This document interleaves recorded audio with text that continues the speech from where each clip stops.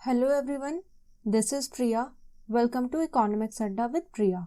आज हम लोग नेचर ऑफ इकोनॉमिक्स अर्थशास्त्र की प्रकृति को समझेंगे। So let's begin. Nature of economics, अर्थशास्त्र की प्रकृति।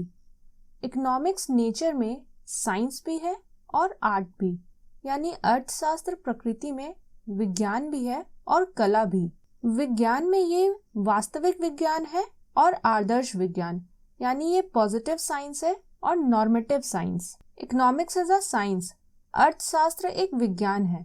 अब हम लोग समझेंगे कि अर्थशास्त्र एक विज्ञान कैसे है। विज्ञान ज्ञान की एक संगठित शाखा है जो आर्थिक एजेंटों के बीच कारण और प्रभाव संबंधों का विश्लेषण करती है। इसका मतलब कि अर्थशास्त्र प्रकृति में विज्ञान है।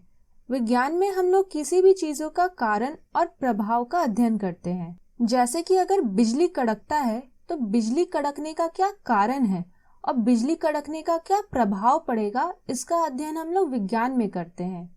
ठीक उसी प्रकार अर्थशास्त्र में भी हम लोग किसी भी चीज का कारण और उसका प्रभाव के बारे में अध्ययन करते हैं। जैसे कि अगर टमाटर का कीमत अगर बढ़ रहा है तो कीमत बढ़ने का क्या कारण है और कीमत बढ़ने से टमाटर का मांग में क्या प्रभाव पड़ेगा, इसका अध्ययन हम लोग अर्थशास्त्र में करेंगे। इसलिए अर्थशास्त्र एक विज्ञान है। विज्ञान में अर्थशास्त्र वास्तविक विज्ञान है, यानी पॉजिटिव साइंस। वास्तविक विज्ञान का जो कॉन्सेप्ट है वो रॉबिन्स के द्वारा दिया गया है। रॉबिन्स के अनुसार अर्थशास्त्र वास्तविक विज्ञान है। इसमें दो आर्थिक पहलुओं का विश्लेषण किया जाता है। पहला क्या है और दूसरा क्या था। यह वास्तविक कथन से संबंधित है।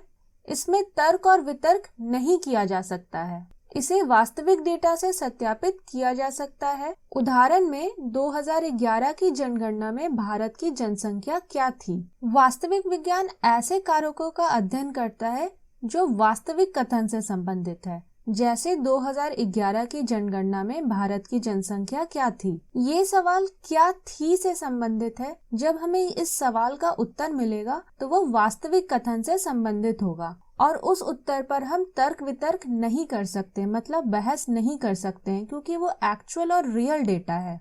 अगर कोई इस सवाल का उत्तर गलत देता है तो उसे हम वास्तविक डेटा से मैच कर सकते हैं। लेकिन नॉर्मेटिव साइंस, आदर्श विज्ञान, पॉजिटिव साइंस यानी वास्तविक विज्ञान से थोड़ा अलग है। आदर्श विज्ञान का कॉन्सेप्ट अल्फ्रेड मार्शल के द्वारा दिया गया है। मार्शल के अनुसार अर्थशास्त्र आदर्श विज्ञान है। इसमें क्या होना चाहिए जैसे आर्थिक पहलुओं का विश्लेषण किया जाता है। यह आदर्शवादी कथन से संबंधित है। इसमें तर्क और वितर्क किया जा सकता है। इसे वास्तविक डेटा से सत्यापित नहीं किया जा सकता। उदाहरण में भारत में तेल की बढ़ती कीमतों को कम करने के लिए क्या कदम उठाए जाने चाहिए। तो आदर्श विज्ञान में हम लोग क्या होना चाहिए जैसे पहलुओं का विश्लेषण करते हैं। जैसे इस सवाल में दिया गया है कि भारत में जो तेल का बढ़ रहा है कीमत, उसको कम करने के लिए हमें क्या कदम उठाए जाने चाहिए। जब इस सवाल का हमें जवाब मिलेगा तब उस जवाब पर हम तर्क वितर्क कर सकते हैं और उस जवाब को हम रियल डेटा से मैच नहीं कर सकते क्योंकि ये भविष्य से संबंधित है। नेक्स्ट है इकोनॉमिक्स इज एन आर्ट। अर्थशास्त्र एक कला है। कला एक अनुशासन है जो चीजों को करने के तरीकों को व्यक्त करता है ताकि वांछित परिणाम प्राप्त किया जा सके। जैसे कि अभी वैक्सीन का उत्पादन किया जा रहा है।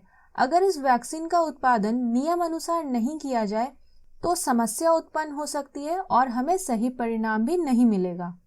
इसलिए अर्थशास्त्र एक कला है। कल का हमारा क्वेश्चन ऑफ द डे था, to whom economics is a science of human welfare. किसके अनुसार अर्थशास्त्र मानव कल्याण का विज्ञान है। Adam Smith, Alfred Marshall, Paul Samuelson, J Mill. इसका आंसर अल्फ्रेड मार्शल होगा। आप लोगों में से बहुत सारे व्यूअर्स ने इसका सही आंसर दिया। आज का हमारा क्वेश्चन ऑफ द डे है, according to whom economics is a positive science. किसके अनुसार अर्थशास्त्र एक वास्तविक विज्ञान है। Robbins, Alfred Marshall, Adam Smith, Samuelson. आप अपना आंसर कमेंट बॉक्स में दीजिएगा। हमारा नेक्स्ट टॉपिक होगा economic problem and its cause. आर्थिक समस्या और उसके कारण। अगर आप मेरे से कनेक्टेड रहना चाहते हैं तो मेरे फेसबुक और इंस्टाग्राम पेज को फॉलो ज़रूर कीजिएगा, लिंक डिस्क्रिप्शन में है। अगर आज का क्लास आप लोगों को अच्छा लगा तो मेरे चैनल को लाइक, शेयर और सब्सक्राइब ज़रूर कीजिएगा। Thank you everyone.